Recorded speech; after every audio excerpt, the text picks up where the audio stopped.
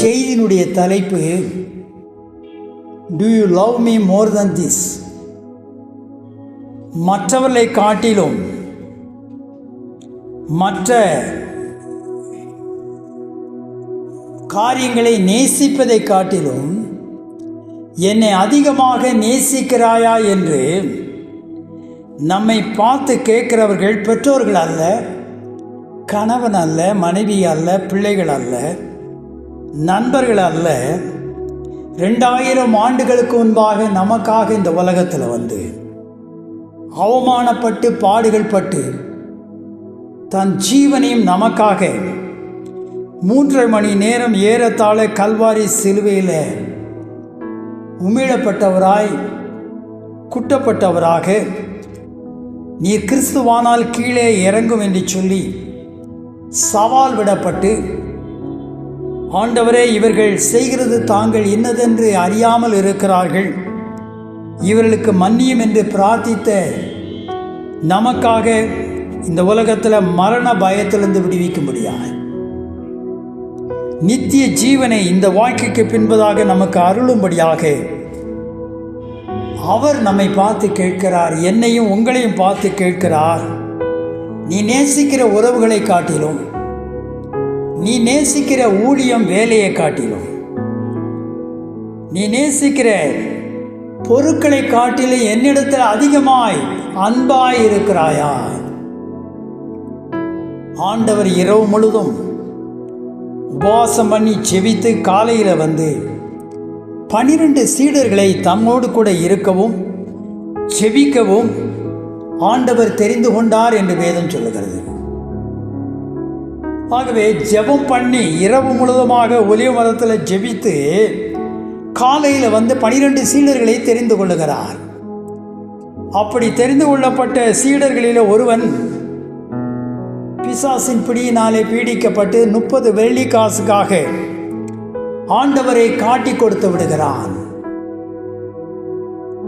முன்னோடியாக துடிதுடிப்பாக உணர்ச்சி பூர்வமாக இருக்கிறதான பேதுரு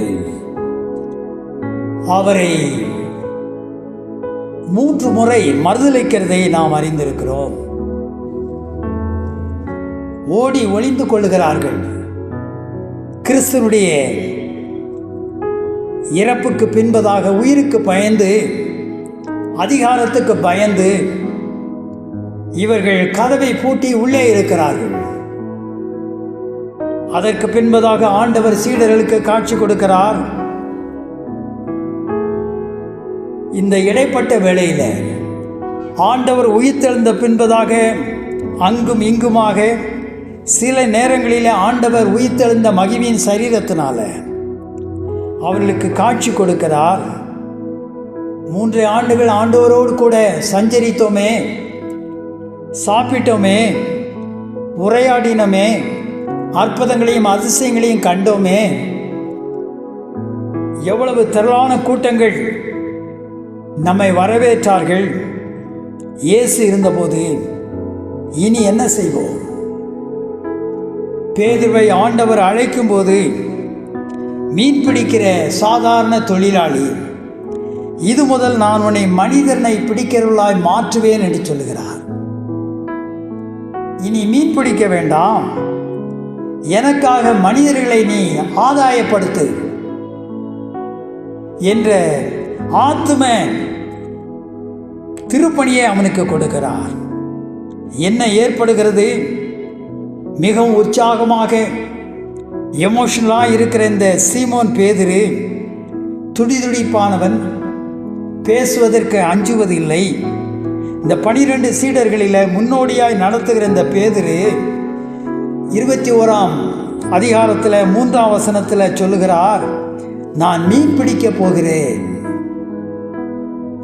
ஆகவே இவர்கள் குழுவாக சீடர்களாய் கூடி இருக்கும்போது அந்த சோர்வு, தனிமை, பின்மாற்றம் பின்னிக்கொள்ளுகிறது.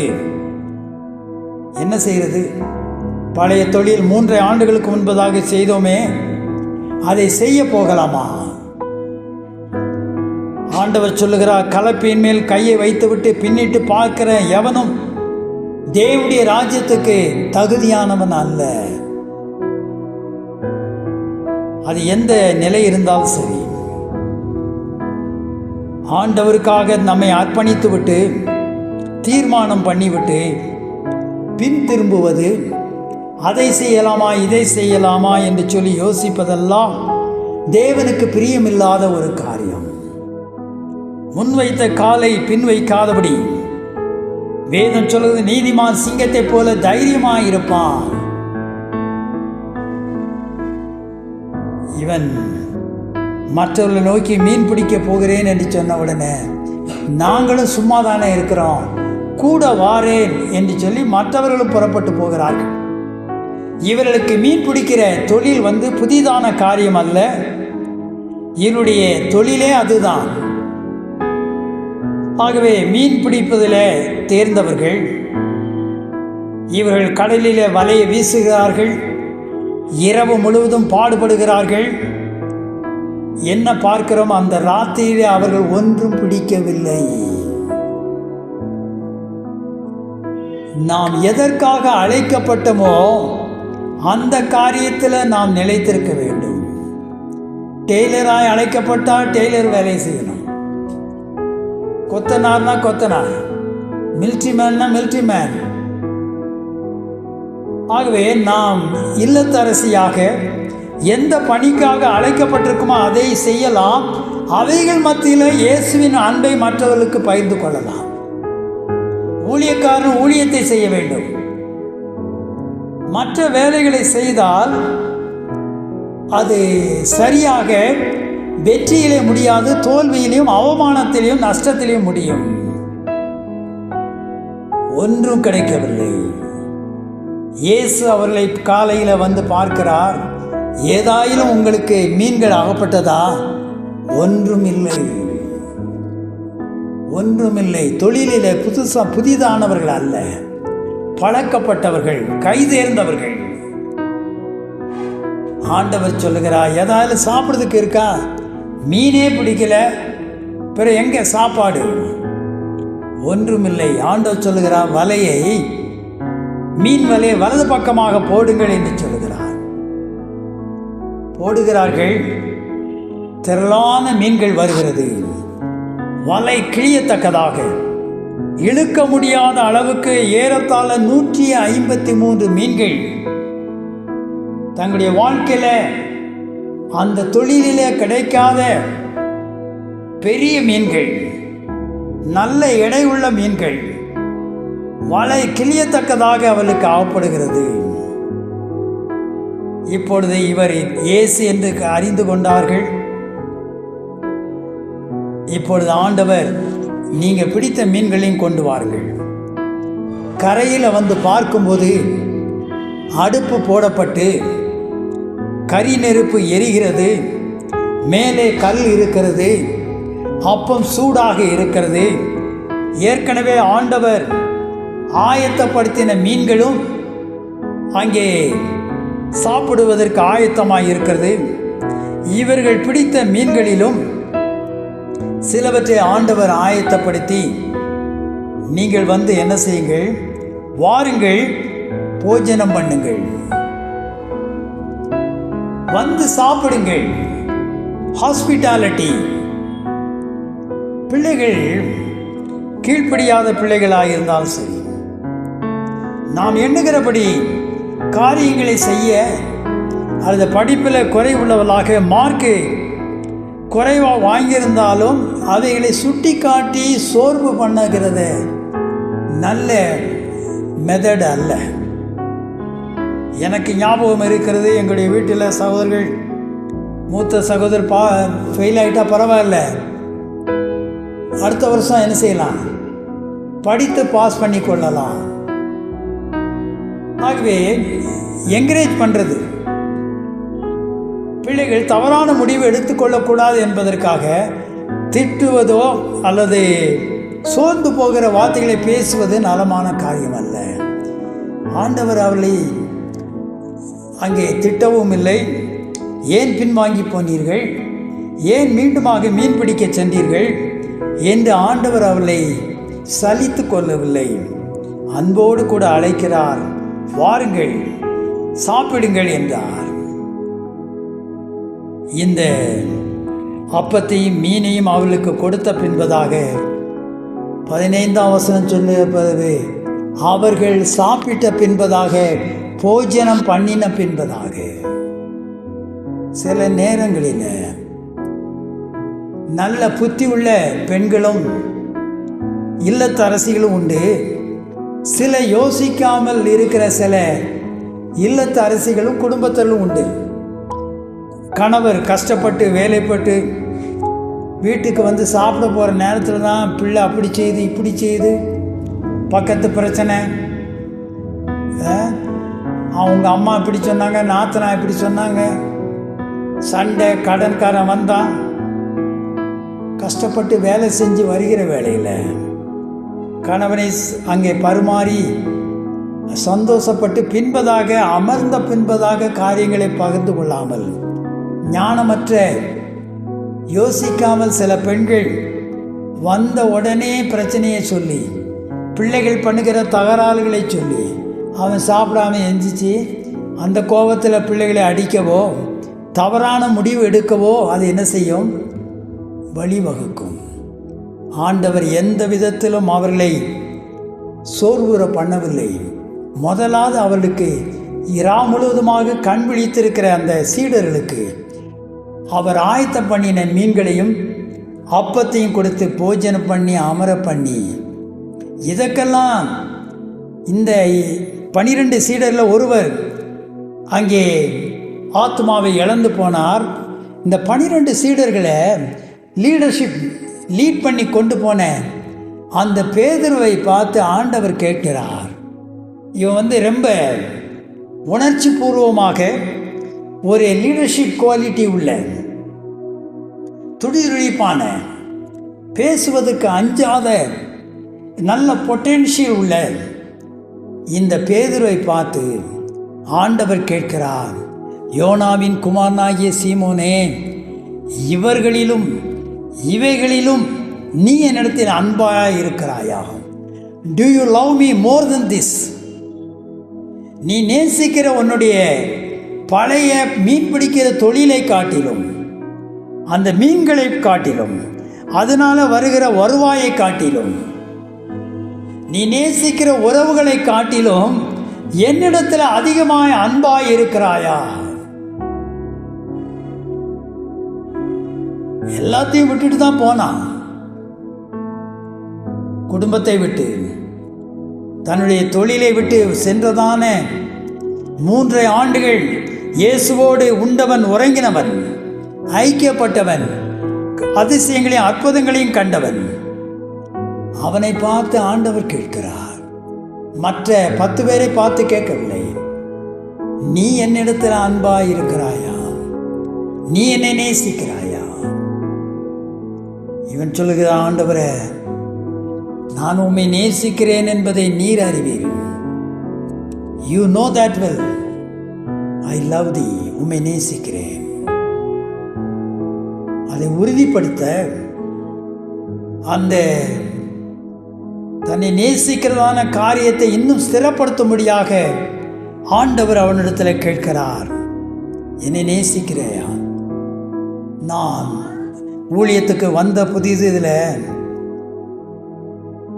திருமணமாகிறதுக்கு முன்பதாக ஊழியத்துக்காக ஜெபித்து கொண்டு இருக்கிற வேளையில் தேவைகளுக்காக பட்டியலிட்டு ஒரு தாளியில் வைத்து ஜெபித்த பொழுது ஆண்டவர் இந்த பகுதியிலிருந்து பேசினார். மைசன், நீ எழுதியிருக்கிற இந்த காரியம் இவைகளெல்லாம் தேவை என்று எனக்கு தெரியும்.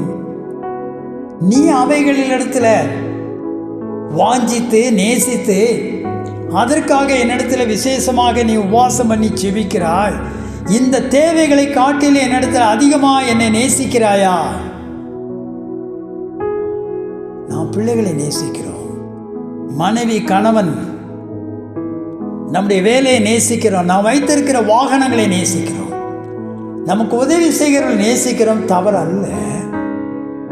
அதில் என்ன வேரியேஷன், என்ன இடைவெளி இருக்க வேண்டுமானால், வேதத்தில் சொல்லப்படுகிற முதலாம் கற்பனை இந்த டியூட்ரானமி உபாகமத்தில் வாசிக்கிற 6ஆம் அதிகாரத்தில் 5ஆம் வசனம், உன் தேவனாய கர்த்தரிடத்தில் நீ முழு இதயத்தோடும் முழு பலத்தோடும் முழு சிந்தையோடும் முழு ஆத்மாவோடும் அன்பு கூர்வாயாக. No optional.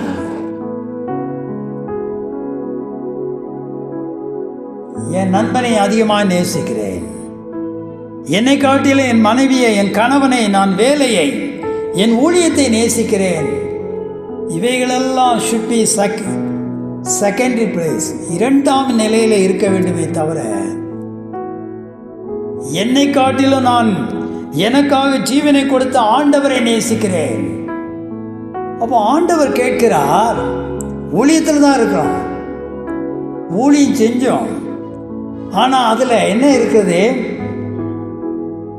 அந்த ஆண்டவரை இன்னும் அதிகமாக பிள்ளைகளை நேசிப்பதை காட்டிலும், உறவை நேசிப்பதை காட்டிலும், குடும்பத்துக்கு செலவழிக்கிற நேரத்தை காட்டிலும் நீ எவ்வளோ நேரம் எனக்காக செலவழித்தாய்? அப்போ இந்த ஃபஸ்ட்டு ப்ரையாரிட்டி பிள்ளைகளை நேசிக்கணும், குடும்பத்தை நேசிக்கணும், செய்ய வேண்டிய காரியங்களை நேசிக்கணும். ஆனால் பிரதானமாக முதன்மையாக இருக்க வேண்டிய காரியம், உன் தேவனாய கர்த்தரிடத்தில் முழு இதயத்தோடு முழு பலத்தோடு முழு சிந்தையோடு முழு ஆத்மாவோடு அன்பு கூறு. அந்த முதன்மையான இடத்தை எடுப்பதற்கு எந்த உறவுகளுக்கும் நாம் என்ன செய்யக்கூடாது? இடம் கொடுக்கக்கூடாது. Do you love me more than this?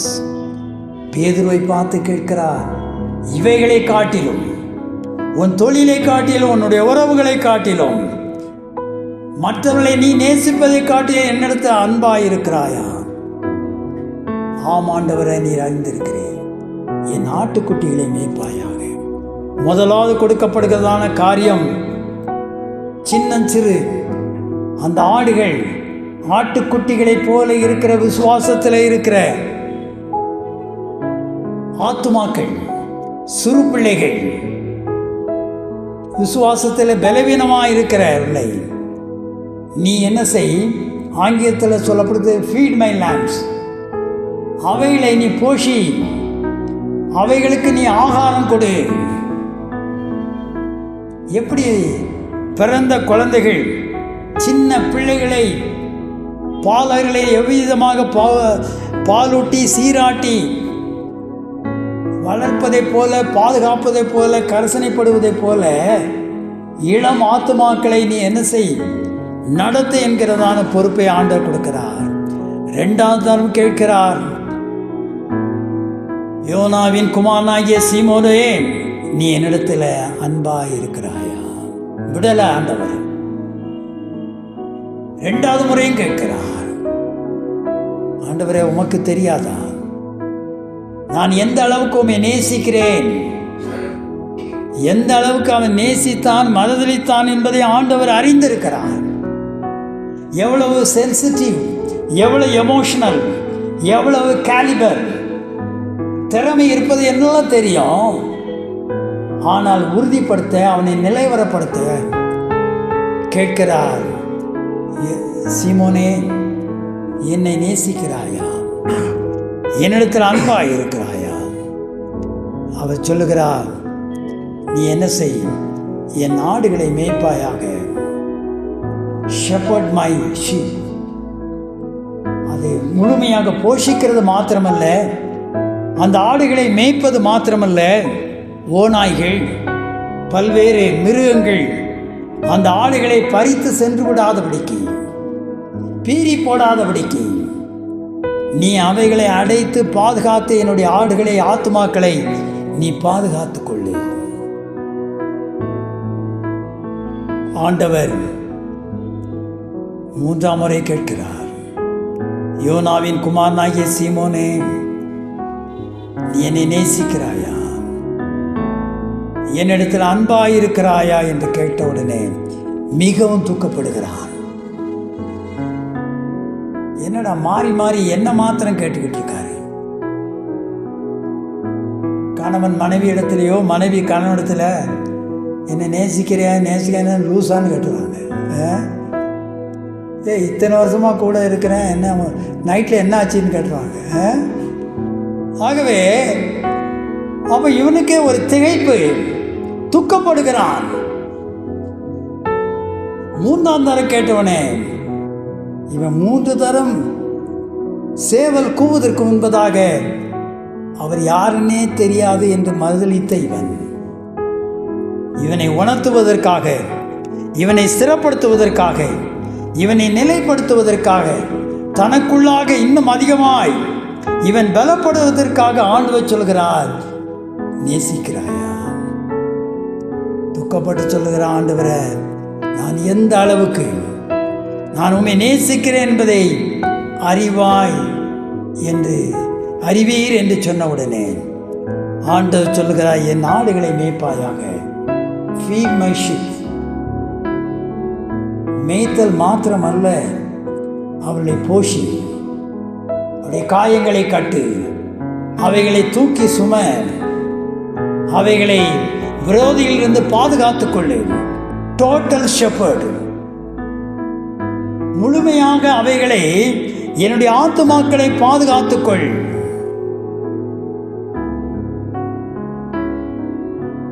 ஆண்டவர் சொல்லிவிட்டு சொல்லுகிறார், கடைசியிலே எவ்விதமாக இவன் மரிக்கப் போகிறான் என்கிற காரியத்தை அங்கே 18ஆம் வசனத்தில் சொல்லும்போது, கடைசியில் சொல்லிவிட்டு ஆண்டவர் சொல்லுகிறார், நீ என்னை பின்பற்று, ஃபாலோ மீ, என்னை பின்பற்று என்று ஆண்டவர் சொல்லுகிறார். 19ஆம் வசனத்தில் கடைசியில் பார்க்கிறோம், அவர் இதை சொன்ன பின்பு பேதுருவை நோக்கி, என்னை பின்பற்றி வா. எங்க பின்பற்ற? அவரை பின்பற்றினால் அவமானங்கள், பாடுகள், துதி, மகிமையெல்லாம் உண்டு. கல்வாரி உண்டு, பாடு உண்டு, மரணம் உண்டு. மரணத்துக்கு பின்பதாக மகிமையின் சரீரம் உயிர்த்தெழுதல் உண்டு. உயிர்த்தெழுதல் பின்பதாக தேவனோடு வாசம் பண்ணுகிற அந்த நித்திய வாழ்வு உண்டு. என்னை பின்தொடரு, ஃபாலோ மீ என்று ஆண்டவர் சொல்லுகிறார். அருமையான தேவனுடைய ஜனமே, ஆண்டவரை நேசிக்கிறோம், மற்றவைகளையும் நேசிக்கிறோம். என் வேலையை நேசிக்கிறேன், தப்பு அல்ல.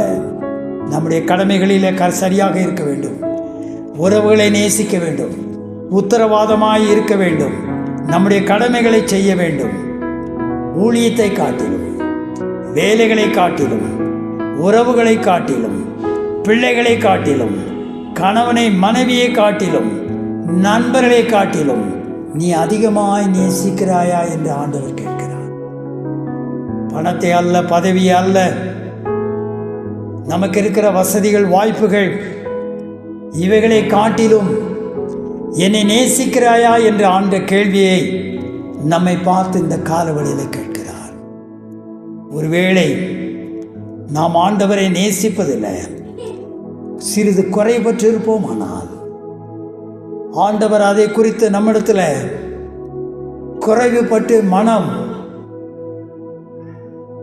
சங்கடமாய் இருப்பாரானால், ஆண்டவரே, நாங்கள் நேசிக்கிற உறவுகளை காட்டிலும், பொருட்களை காட்டிலும், பணத்தை காட்டிலும், எதிர்பார்க்கிற பிரதிபலங்களை காட்டிலும் உம்மை முழு இதயத்தோடும், முழு பலத்தோடும், முழு சிந்தையோடும், முழு ஆத்மாவோடும் உம்மிலே அன்பு கூற எங்களுக்கு கிருபை தாரும் என்று சொல்லி இந்த காலவெளியில் நம்மை அர்ப்பணிப்போம். ஆண்டவர் ஆசீர்வதிப்பாராக. ஆண்டவராகிய இயேசு கிறிஸ்துவின் அன்பை பரப்ப லைக், ஷேர், சப்ஸ்கிரைப் பண்ணுங்கள்.